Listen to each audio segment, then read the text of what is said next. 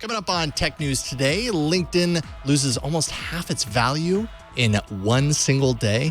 Broken iPhones have some bad news and then also some good news there. Super Bowl I is unearthed and you may never see it. The HTC Vive is as good as you may think, and so much more. Tech News today is next. This is Twit. Bandwidth for Tech News Today is provided by CashFly at CACHEFLY.com.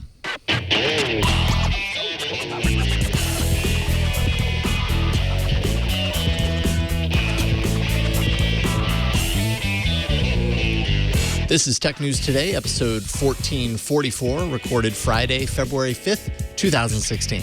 This episode of Tech News Today is brought to you by NatureBox. NatureBox is dedicated to making smart, delicious snacking easy.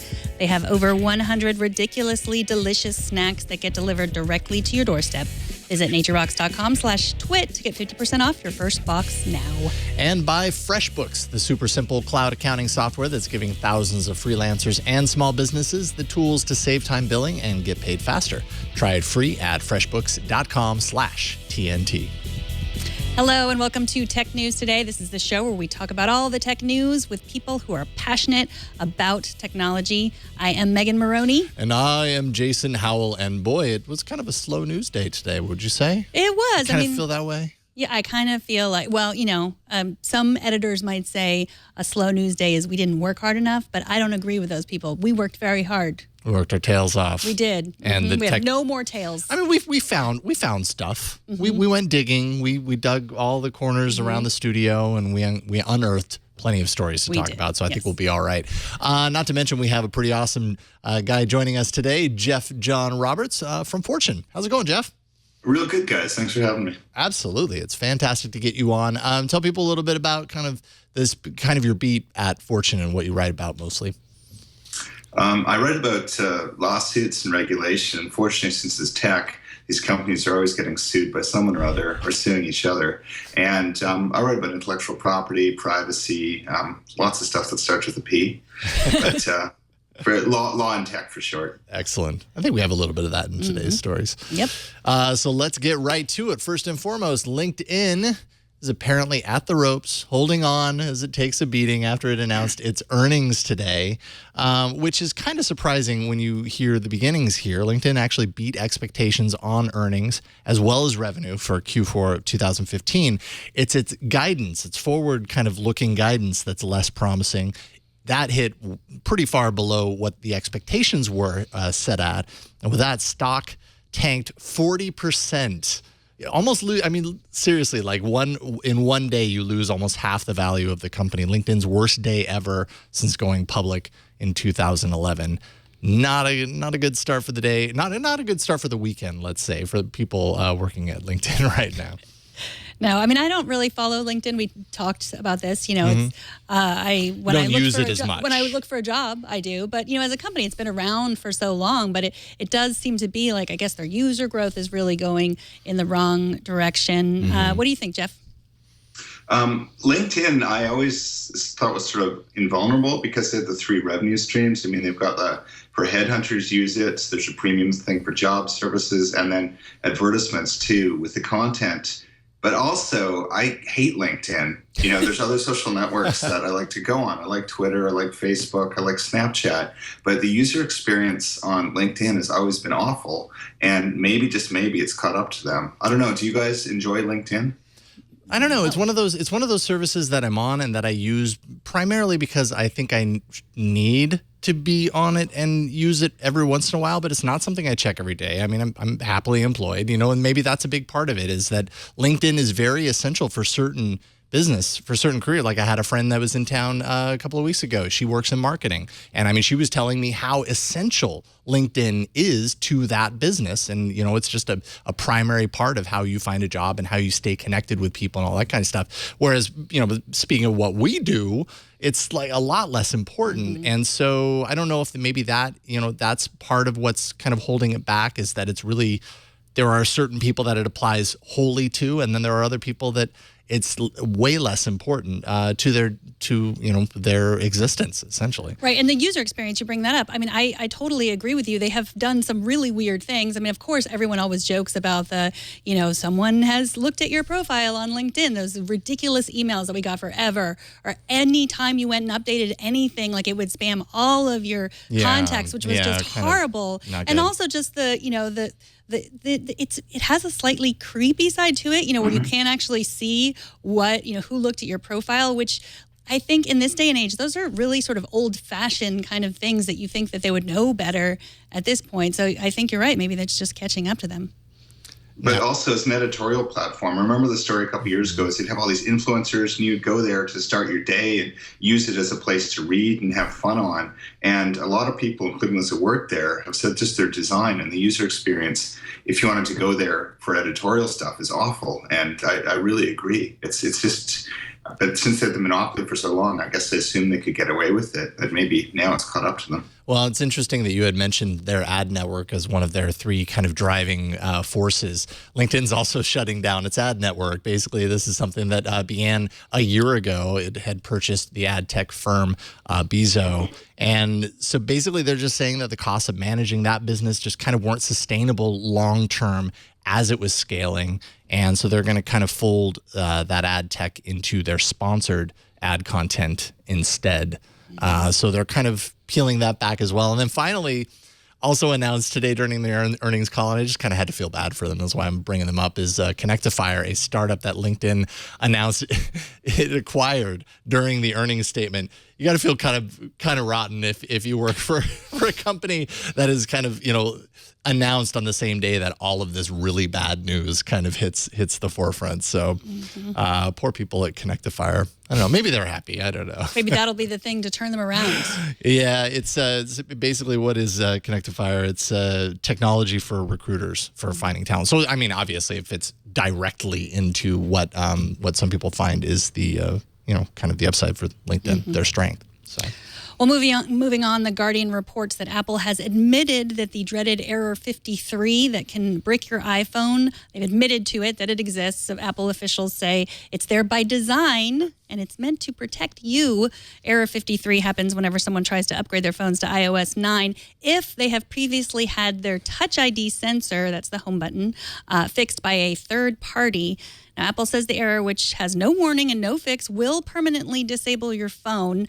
A lot of people had their speak that Apple presented about this. It was very confusing. Rene Ritchie reached out to them, and their response to him was a little bit more clear. It said iOS checks that the Touch ID sensor in your iPhone or iPad correctly matches your device's other components. If iOS finds a mismatch, the check fails, and Touch ID, including for Apple Pay use, is disabled. And this security measure is necessary to protect your device and prevent a fraudulent Touch ID sensor from being used. So that makes sense. I guess we would like that. I mean, that is part of, if you imagine how much you have on your phone and how much Apple has riding on Touch ID, from a legal perspective, I would guess, Jeff, like they want to protect this as much as possible, right? Yeah, I mean, I don't think they have a legal obligation to, but I assume that's what they're trying to do because Apple is pretty good at security overall. And I think it was well-intentioned. But, and I've heard about this, but how prevalent was this? Was this just like, 10 or 20 people, or was this thousands of people? I think thousands. Yeah, there were a decent amount of people kind of hitting on this as the next update kind of came out for iOS. So I don't think it wasn't tiny. I don't think they came up with numbers, but I mean, the idea was that if you went to a third party and got your phone fixed from them, which some people do just because it's cheaper, but then they had one story, a Guardian reporter in the Balkans, he was covering the refugee crisis, and he needed to get his phone fixed, and there are not Apple stores in Macedonia, so he had to get it fixed, and then he lost everything on his phone because of this.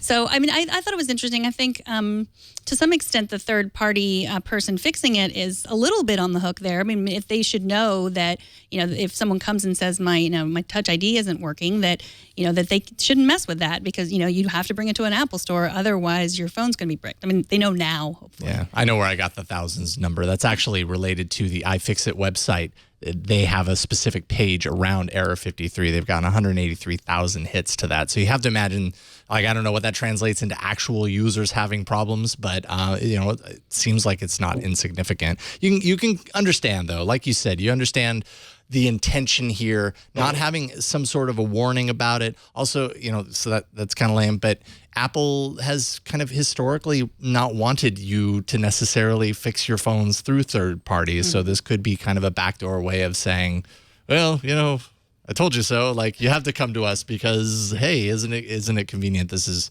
really insecure if we let other people fix this problem. So I don't know.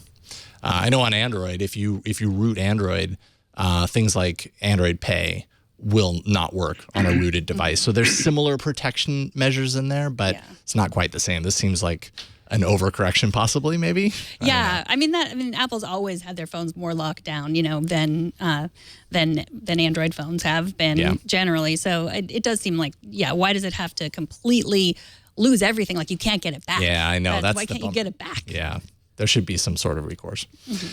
Speaking of fixing broken iPhones, half the phones that I see in people's hands, not just iPhones, kind of seem to have cracked screens.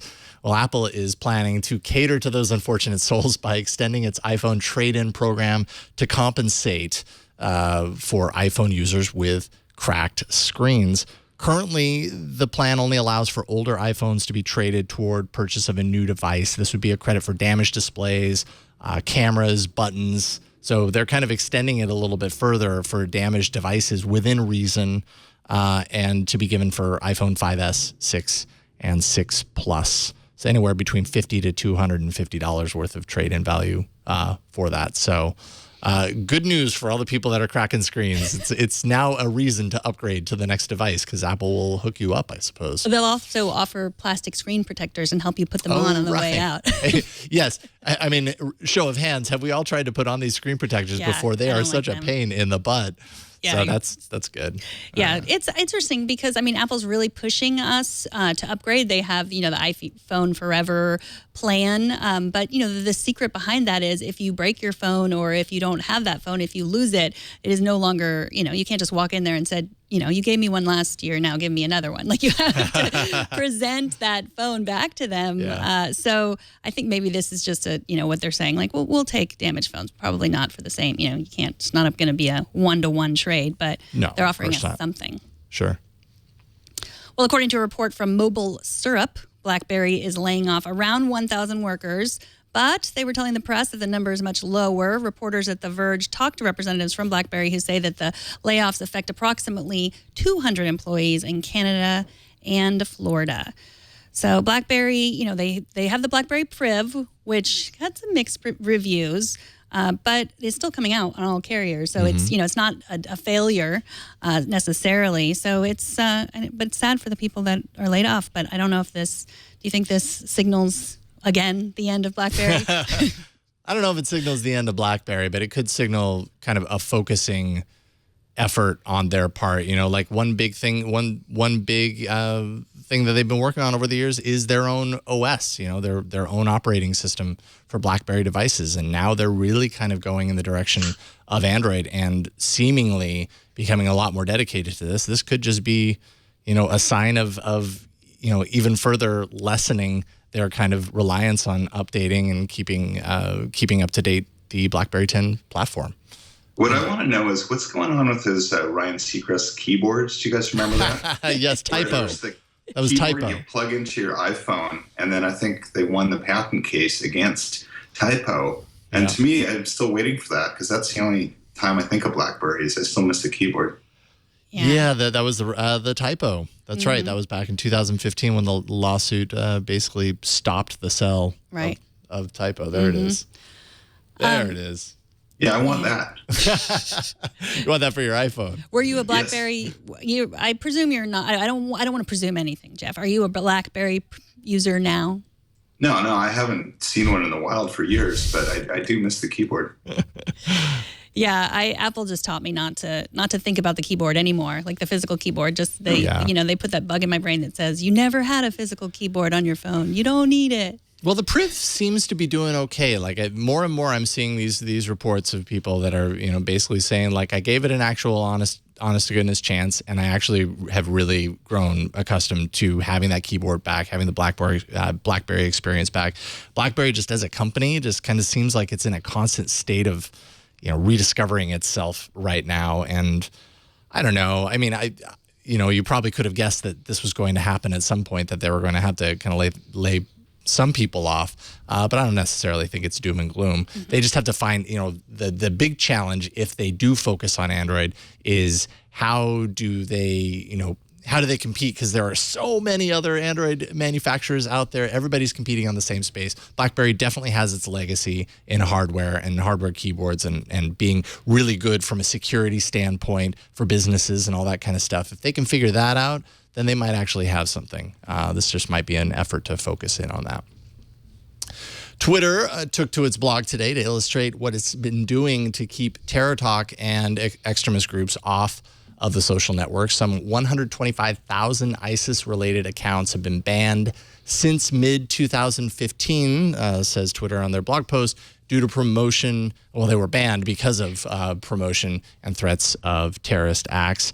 They kind of let people in a little bit, and as far as like how effective their system has been. It's a little bit of human involvement, a little bit of technology kind of combined. They flag, eliminate the accounts, and 125,000 is not an insignificant amount of accounts to take out. I don't know, Jeff, do you think this is a good start? Do you think they're obviously on the right path at this point? I'm always going to be torn on Twitter because I really miss the old Twitter when they had that great general counsel, a guy named AMAC, who was let every voice speak, and they really were really good on the First Amendment and free speech issues. Mm-hmm. But then with the rise of ISIS, I guess you just have to draw some lines. And this is, and also, Congress is sort of really getting in their business to put a stop to this, understandably. So, yeah, it's good. I want ISIS to die like the rest of us, but also, you always sort of wonder, is it going to swing too far the other way? And after this, who else are they going to shut down? So I want the end of ISIS too, but it's hard to cheer this stuff too hard. Sure. Absolutely. I'm totally torn on Twitter too. I both love it and hate it, and I want the free speech to go on. But there's ISIS, and then there's harassment, and there's all these things that it's really hard. It's difficult. So I think it's interesting. They released these numbers for the first time. They don't have to, and they don't have to break out. Like Facebook will say how many takedown notices they have, but they don't break out how many. How much that has to do with terror. So I think definitely they were trying to do a little PR, like look what we're doing. It was 125,000. But the New York Times points out that they don't know if those people have just immediately opened new accounts, which anyone who has ever been harassed on Twitter knows that that's what people do. It's very easy. Your account, and you make a new one, and you make a new one, and Twitter's not great at stopping that.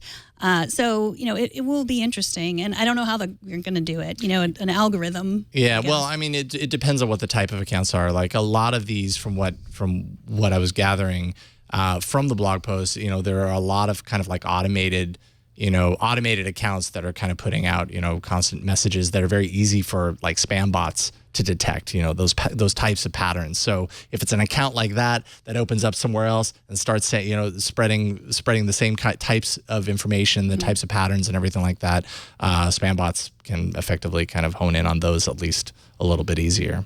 So that might make their job a little easier anyways. And the other thing is, if you've ever talked or heard journalists talk about who've gone in and tried to like infiltrate ISIS and figure out what their recruitment processes are, they do it through Twitter. Like that's how they get in touch with them, and it's surprisingly easy to do. And so it's interesting that if they just get rid of these accounts, what does that do to law enforcement and people studying this, people figuring out what ISIS recruitment techniques are? If all those accounts just immediately disappear, then they're not going to have that access, which the access might be a way in to these secret groups. And so that's also something to think about when you say, like, well, great, get rid of them all.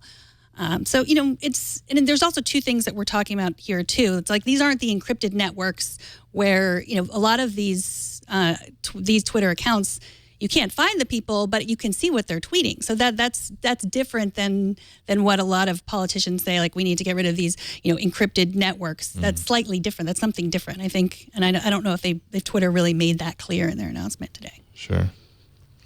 All right. Let's. Up next, we will look at a few stories that Jeff's been working on, plus our weekly gaming roundup with Sam Machkovech. But first, let's take a minute to thank NatureBox. All right, Jason, you ready to play a game? I don't know. Depends on the game. It's a good game. You can play at home. You can play at home too. You can just shout out that answer at your computer, or your TV, or your smartphone, or whoever you watch or listen to this show. I love shouting things at podcasts when I'm listening to them. So hopefully you out there do too. I've got I've got Cliff Notes right ready? here, by the way. Asiago and cheddar cheese crisps or pistachio power clusters. Asiago and cheddar cheese crisps. Okay. Good. Okay. Sweet blueberry almonds or honey barbecue crunch. Sweet blueberry almonds, of course. Okay. Yeah. Garlic plantains or whole wheat chocolate chip cookie bites. Chocolate chip cookie bites. All you had to say was cookie. Okay. Well, the best part of this game is that you don't have to choose. You can have all of these snacks delivered right to your door when hunger strikes. Don't reach for that half-eaten bag of chips. Be prepared with smart and delicious snacks from NatureBox. All of NatureBox's snacks are made with high-quality ingredients that you can trust. Trying to eat healthier doesn't mean giving up on flavor. They have vegan, they have no sugar added, and non-GMO options. You can choose between savory, sweet, salty, and tart. Choose from over 100 unique and tasty options like golden apple tea biscuits and sriracha roasted cashews. Plus, you can fill out your snack profile and get personalized recommendations based on your preferences. The best part, NatureBox delivers right to your door. Fuel your game engine this weekend with healthy snacks. Visit naturebox.com/twit to get 50% off your first box now. That's naturebox.com/twit. Go there, get 50% off your first box of delicious, personalized snacks sent directly to your doorstep. Thank you, NatureBox. All right, so hey, Jeff, you've written a couple of very interesting stories this week. One that we read a couple of days ago, and we're like, yeah, he's going to be on Friday, so let's save it and talk to him a little bit about this then. This is the Apple story about Apple's $625 million verdict on Wednesday, where the company's ordered to pay for what the court found to be patent infractions related to its FaceTime app. Tell us a little bit about what's going on here exactly. Yeah, this is crazy. I mean, this is one of the highest, I think, top 5 or 10 patent verdicts ever. Like 625 million. Like even Apple's going to notice that. But if you know the backstory at all, it's part of the patent troll problem, where a shell company, usually a bunch of lawyers, buys some old patents and then starts suing people. And the way it gets so lucrative is because where was the verdict? Where else? East Texas. It's this region of Texas that's where the industry is patent lawsuits. I mean, the local hotels are part of it. The local lawyers are. The local juror pool, in my opinion, is too, because, it's the local economy. And so you've got 12 of these Texans who, are just like, okay, let's award a $500 million verdict. Why not? I mean, Apple's losing it over this because the case doesn't look very strong, but it's just this sort of broken part of the legal system that's just struck again, but in a fairly dramatic way this time. Apple said that the company obviously plans to challenge at this point, and as well, they say that this is an obvious example that patent reform needs to happen in a serious way. What is just related to the case itself? What was Apple's defense against kind of the charges that were brought to them? Well, anytime you're sued for patent infringement, you say two things. One, we didn't infringe it. Our technology is different. And the other thing you say is these patents aren't valid. And I think actually Apple told me at the patent office they've successfully challenged them, but that part of the evidence couldn't come into this lawsuit. And so it just sort of became another crazy patent verdict. Mm-hmm. So Apple just always challenges it, and then the patent troll, until the patent troll runs out of money, but then why did Microsoft they settled with this company, with Vernatex? Why did they settle? Right, and there you go. I mean, you can even pronounce the company's name because it doesn't make any products. It's just sort of a group of lawyers sitting in Nevada. Yeah. The way it works on the inside is because these companies get sued all the time. I mean, Apple gets sued hundreds of times for these patent trolls. And what they do inside, it's almost a question of economics. You add up the numbers, how much will it cost us to go fly to East Texas a whole bunch of times, maybe lose, maybe go to appeal. And then if the number's low enough, you just pay the troll to go away. Some companies will fight and try to stomp the troll, but often it's just a matter of like, this is just a cost of doing business. Right. So that's, seems to be what happened here. All All right, let's move on to another story that you published this week. Now, those of us on the front lines who gave up our cable subscription years ago, that's me. I just use Netflix and Amazon Prime, been doing it for a long time. We usually have one thing in common. We don't care about sports. Oh. But I know. But now that cord cutting has become mainstream, the networks have to do something about it. They have to keep up with the time. So for Sunday's Super Bowl, you could go to a party, one of your friends who still has cable, or you can download the CBS app on your Apple TV or your Chromecast or your Xbox. Now, all those deals have been worked out, but what if you wanted to watch the first Super Bowl? Who owns the copyright for that, Jeff? Oh, this is a crazy story. The great piece of reporting in the New York Times. There's one guy sitting in, where is he? Oh, nice football. Didn't expect that. It's a guy sitting, I think he's in upstate New York or something, and his dad in 1967 had something called a quadratics machine. It's like an early VCR that recorded the very first Super Bowl, and it's the only copy out there. I mean, even the networks don't have it, the NFL doesn't have it, and it sat in this attic for like 40, 50 years, and now it's out there, and he wants to sell it. But so it's sort of fascinating. It's got like, real cigarette commercials in it. It's got like Vince Lombardi close-ups. It's, sort of a piece of American history. And sports historians call it sort of the holy grail of like this lost sports image. And suddenly it's back. And so they describe this machine. It's like he take two big rolls of tape and then this machine, and it was sitting in someone's attic. And the guy who did it passed it on to his son, who I guess he was a bit estranged from, saying, maybe this can pay for you in college. And you see in his picture, if you're watching the video, that he is no longer in college. And but now what's happening? I mean, now who is trying to fight against him? Is it the NFL or is it CBS? No, it's about who owns that copyright. It's sort of like if you tape something over the air, you're allowed to watch it privately. But back then, you had to put a copyright sticker on stuff to show as yours. Now you don't have to. And it's not clear that anyone ever claimed that copyright. And especially in over-the-air signals back then, too, the copyright law was different. And also, I mean, the NFL, of course, every time the NFL sees a threat, it's like, we own it all, we're going to sue you. But in this case, they haven't registered anything in the Copyright Office. If you want to sue someone for copyright, you have to put what's called the deposit copy with the Copyright Office. And that's what gets you into court and makes you, and then you can really go after people. But the NFL hasn't done that. And the reason is they don't own a copy. So it's just this sort of really funny quirk. And I guess the guy tried to sell it to them for $1 million. And they said, forget it, we'll give you $30,000. And then, it's the NFL. It's, you don't want to tangle with the NFL's lawyers, but that's where it stands now. So this thing should be on YouTube for us all to watch, but I guess this guy's just going to keep it in his basement for now. Oh. Yeah, that is so weird that you can't. You're saying I have the copyright, but you don't own any of it. That's crazy. And I guess he was going to tell his story at the Super Bowl, like on to CBS, and NFL said no, don't pay him to do this.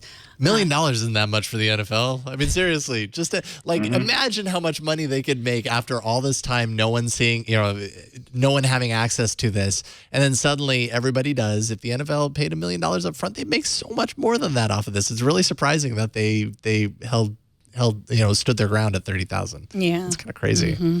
I want to see that. I want to see this. Like, I don't know. Well, you may be able to. It may belong to no one, right? Shoot. Yeah, I mean, what I want the guy to do is just put it on the internet because, since the NFL or CBS hasn't registered a copyright, what are they going to do to him? Well, they'll probably sue him anyways, and but it's a shame. I hope it comes out. I don't know if this guy deserves to be a millionaire, but Right.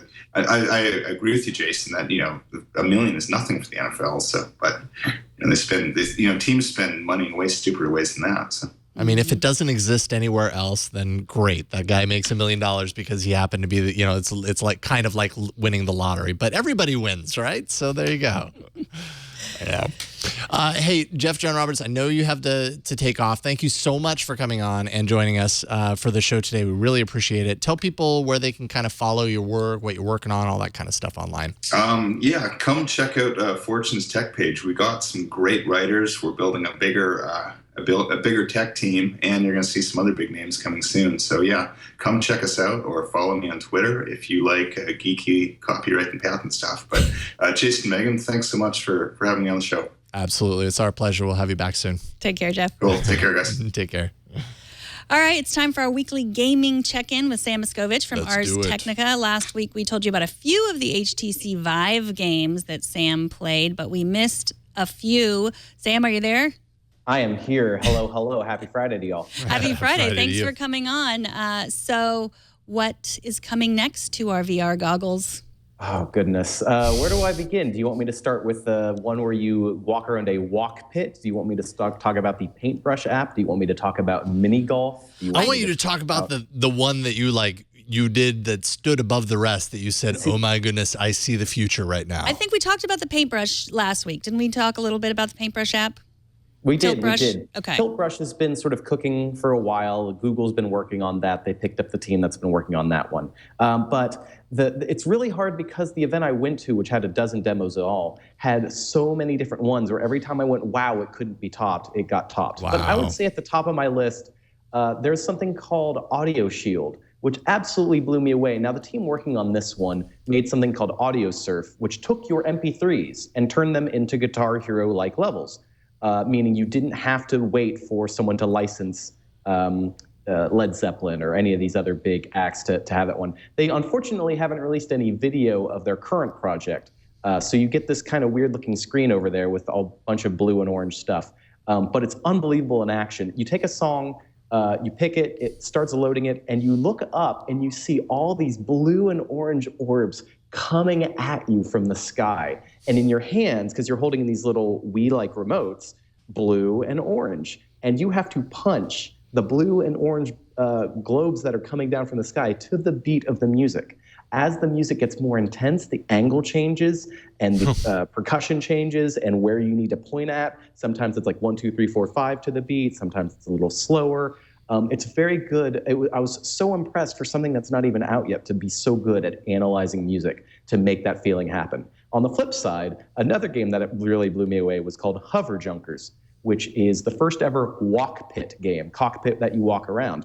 Now, with these virtual reality systems, the HTC Vive in particular, this is the system, by the way, that lets you walk around. You're not sitting in a chair. You're expected to walk around a full room. And so you can't really do Call of Duty in something like this. Call of Duty expects you to walk all over a giant battlefield. The way they fix this is that you in your walking space in real life is about 9 feet by 12 feet. That 9 feet by 12 feet appears in virtual space as a cockpit. And you walk around, you use one hand to steer your way around. You use your other hand to point and shoot a gun. And you're driving around this desert landscape, hiding behind cover, holding your gun out, bam, bam, bam, shooting some other guy who's playing on the internet, and then using your free hand to either steer around to get around the person, or using that hand to grab junk from the battlefield, like this guy's doing right here, and putting it on your cockpit so you can then hide behind the thing that you pick up. Is just unreal, this sort of inventive treatment to coming up with a way to feel like you're in crazy high-tech laser tag. That's only scratching the surface. I haven't even started talking about mini golf for crying out loud. Wait, I need to stop you before the mini golf. This room-sized VR, do you have a room that you can dedicate to VR, Sam? As soon as I finished playing all this, I went crazy finding the exact spot in my house, and I found it. I've totally laid it out, moved stuff around. But like I said, they've added a webcam. So when you do actually have it, you'll be able, while you have this thing on, to see stuff around you. Oh, so okay. that you don't, as crazy as you may look, you can still go, oh, wait, someone's about to prank on me. It'll like pop up with a little webcam feed in your virtual world. That's what I wondered about that video we were just watching, because he was not in an empty room by there was any someone means. trying There to was work stuff behind all him. around it. I was like, okay, soon he's going to be so lost in the game that he's going to like run into a computer and knock it off the shelf or something. But So I talked about a bunch. Please go to Ars Technica. It's one of my biggest features from the past week about all these and going on at length. There's just a lot coming, a lot of inventive people, a lot of young people making games that are just really pushing the boundaries of stuff that's not even out yet. This HTC Vive system is expected to come out at the end of April this year. If that happens, I'll be pleasantly surprised, because until something is in my hands, I wonder. But yeah, super cool stuff. So now do tell us about why we need VR mini golf. VR mini golf. I think what was so cool about this, because you say that, go, with the Wii, I batted around in golf like that before. But I was actually really pleasantly surprised by this crazy, fantastical VR golf world. I was on top of a mountain, and I go, well, where's my ball going to go when I putt it? And I walk to the edge of the room and look over the edge of a cliff, and I can see the trail that it would go around, and was able to aim my shot accordingly and get a hole in one. It was that sort of weird moment that was so easy that the guy handed it to me and said, I don't have to tell you what to do. It's mini golf. There was no instruction manual. It was just the muscle feeling of using my hand to putt in VR. It's one of those things that once you do it, you really do drink the Kool-Aid. It is hard to show off in a screenshot. It's hard to show in a video. That feeling of being totally immersed, of all the sounds in your ears matching up, of all the visuals matching up as you walk around, it's been nailed. It's impressive stuff. It's going to be expensive, and that's going to be a big problem. But people like me are going to be at the front lines, holding $1,000 in their hand, saying, "All right, that's my entertainment budget. I'm just, not going to eat food for a couple months while I live in this weird virtual cocoon." I was a gamer of the days of yesteryear, and then I've taken a long break from considering myself any sort of hardcore gamer for years and years. I have a feeling I'm going to totally get into VR. It is the really strange feeling. Hearing you talk about it gets me so excited about the possibilities of VR. I had cool. problems. I'm losing friends left and right. They're all I guess that's the downside. Well, see you next year. Yeah. Now, speaking of VR, the Unreal Engine is getting all VR-y. Is that right? That is right. I got a call earlier this week saying, we have an announcement about VR. And I said, Unreal, you're already powering some VR games. Unfortunately, there's a lot of these engines that people use to generate stuff for their video games. Unreal's sort of fallen behind compared to something called Unity. So they came back and said, okay, we're going to make a what you see is what you get VR game maker. The idea being you've started making a game with your 2D computer, making some art assets and all this sort of thing. You want to try it out. Put on a headset, and then you can be inside of the game that you're still making. Wow. And you're like a puppeteer. This video here is showing someone who's bouncing back and forth between being inside the game and being a puppeteer.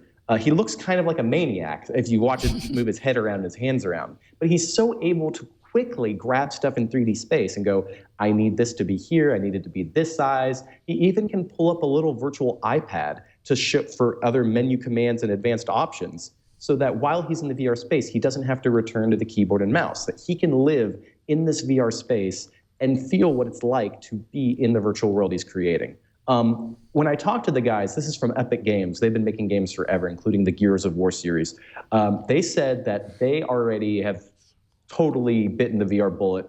They really want a world in which everything they use, including Windows, can just work in VR. It's that one guy described it as, these are motions I do 1,000 times in a few hours of having to move stuff around. And doing so with my hands as opposed to a weird mouse, it means that I'm doing all the 3D stuff immediately. I don't have to use keyboard shortcuts to change X, Y, and Z axis stuff. I am immediately moving things around in 3D. This is the sort of thing that if people who are making all of our 3D experiences are going VR crazy, the people who are going to be playing them, I think, are going to follow suit.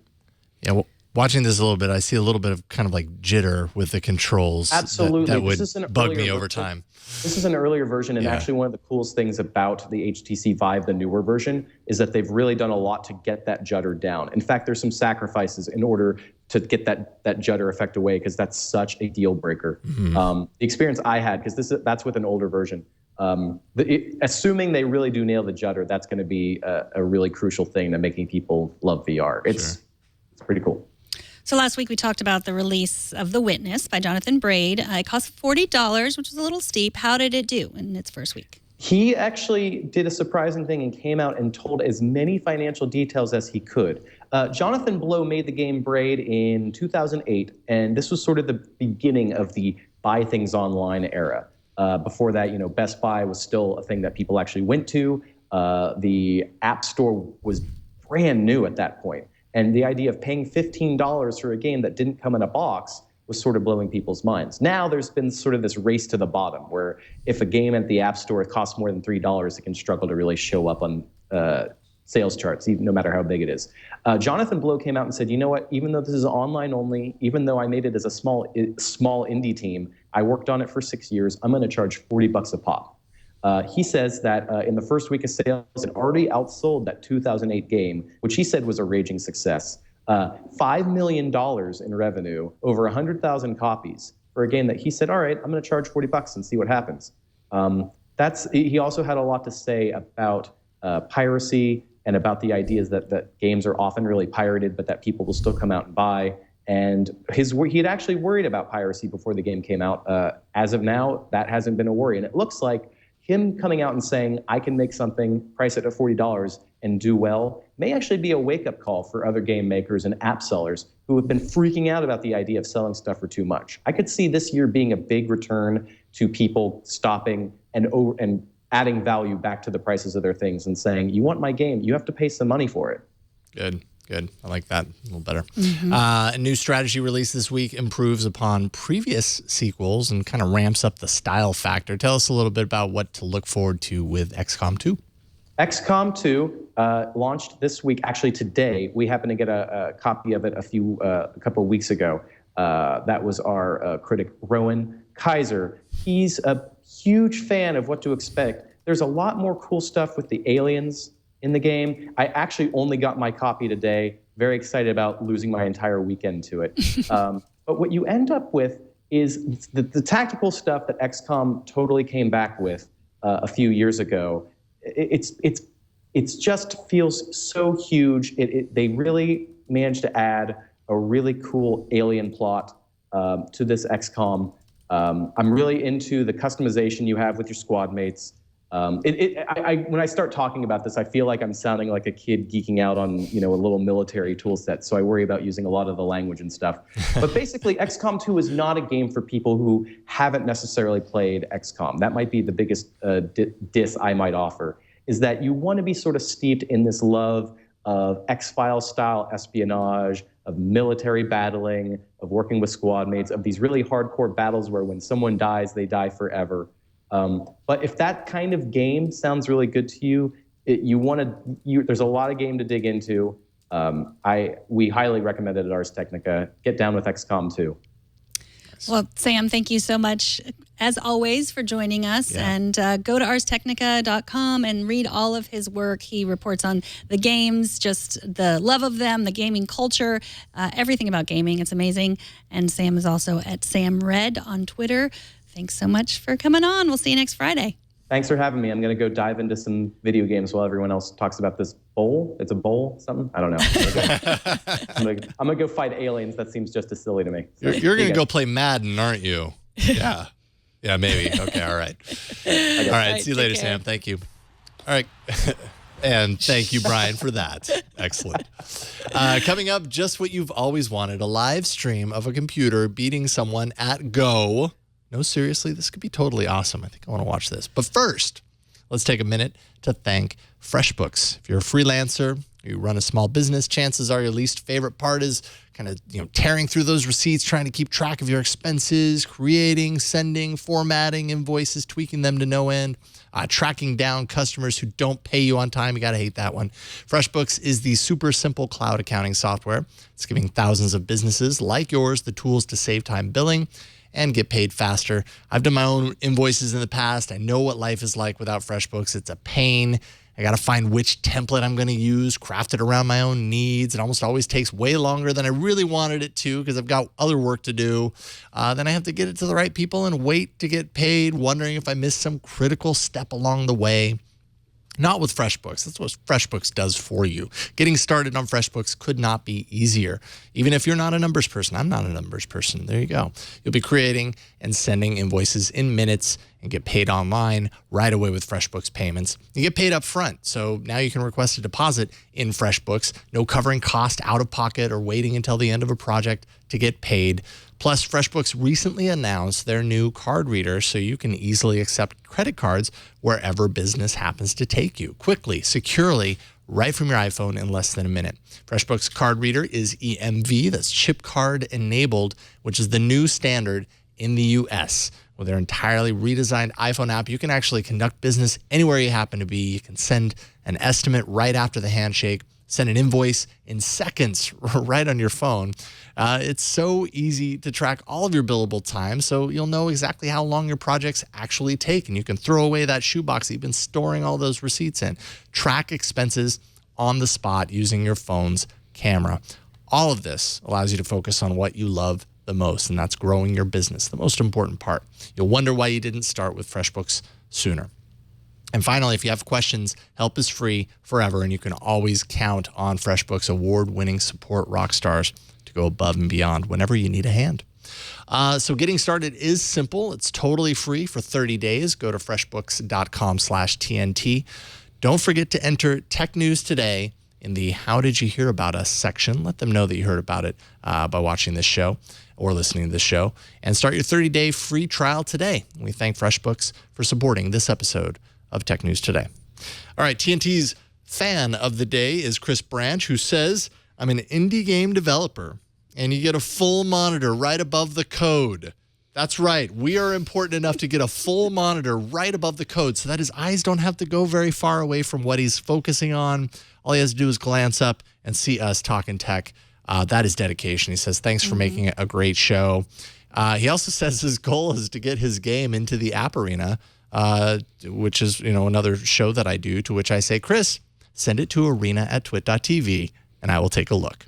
And also, hey, if you want to share with us how you watch or listen, send that to TNT. Just record a video, take a picture of yourself, your setup, all that stuff. Post it to Instagram, Google+, Twitter, Facebook, anywhere else. Email it. Use the hashtag HowIWatchTNT, and hopefully we will find it. Mm-hmm. You can Snapchat it. We're on Snapchat now. You could snap it. Mm-hmm. You can snap it to us. Mm-hmm. Draw a little mustache on Jason, and you're done. Do those weird little, you've seen those video filters where they take your face and they squish it down, and it's like... They're called lenses. Oh, the lenses. Oh, they're creepy. They're I love them. Talk about creepy. They're weird. But I want to play with them because they're also fun. Kind of awesome. They are awesome. Yeah. All right, here's an update to a story that we reported last week, that Google's DeepMind, that's their AI department, DeepMind had beaten the European champion at the ancient game of Go. The computer was called AlphaGo. Now Google plans to live stream AlphaGo's next match, or next series of matches, on YouTube. The games will be against the highest-ranking Go player in the world, Lee Sedol.